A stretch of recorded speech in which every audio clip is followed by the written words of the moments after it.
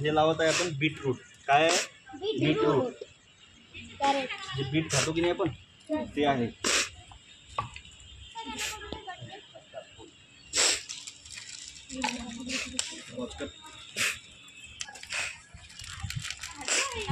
आधी आपण काय केलं, त्याची मशागत केली. शेतीला कशी करतो आपण तशी मशागत. नंतर आपण काय बनवले, याची बेड बनवले. प्रत्येक हे निघण्यासाठी बेड बनवले आपण.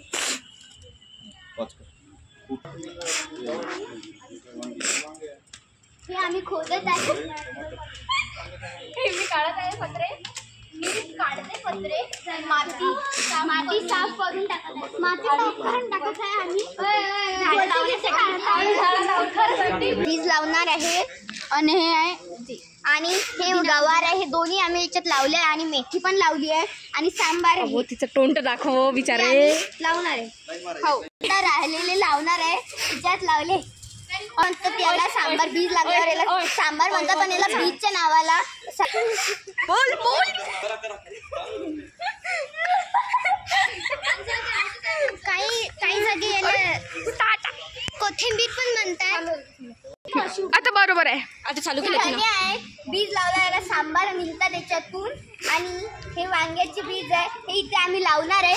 आणि मेथी पण लावली आहे इथे आणि वांग्याचे बीज पण लावलेले आहे. धन्यवाद. आधी काय बेड बनवून घेतलं प्रत्येकाला, म्हणजे जागा कशी थोडीशी भुसभुशीत पाहिजे म्हणून आपण एक बेड बनवून घेतलं. आता याच्यात आपण टमाटर लावतो.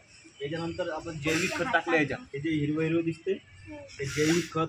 जे किडे मुंगे असते की नाही, त्यांनी याला खायला पाहिजे, शेड खायला नाही पाहिजे म्हणून आपण जैविक खत टाकलं आधी. बरोबर आहे.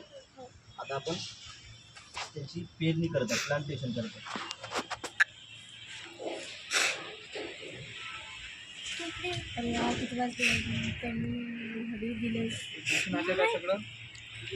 माकोड सगळं जे आहे काय होतात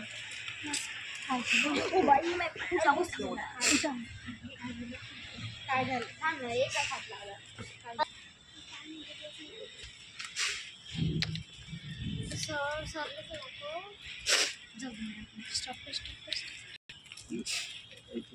हे आमचं घर आहे. आम्ही इथं घर बनवलेलं आहे. हे आम्ही इथं राहणार आहे.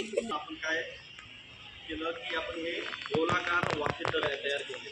म्हणजे परसबाग तयार करताय, गोलाकार वाफे तयार करून घेतले. आणि वाफे याच्यासाठी केले तेव्हा त्या आपण जे प्लांटेशन करणार आहे त्यांना जागा थोडीशी चांगली मिळायला पाहिजे, सपोर्ट मिळायला पाहिजे म्हणून आपण हे वाफे तयार केले. त्या वाफ्यामध्ये मग आपण जैविक खत, बुरशीनाशक इत्यादी रसायने टाकलेली आहे.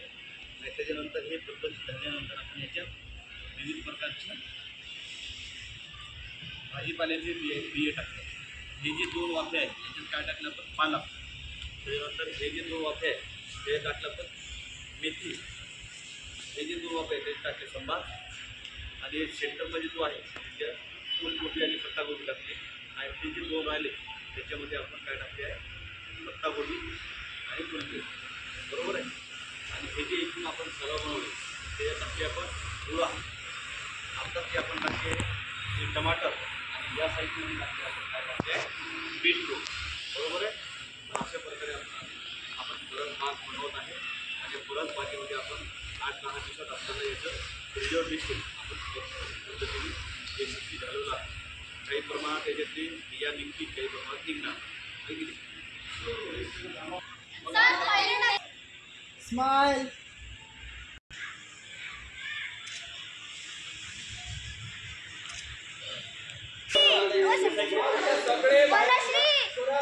काय अजून काम नाही करणार.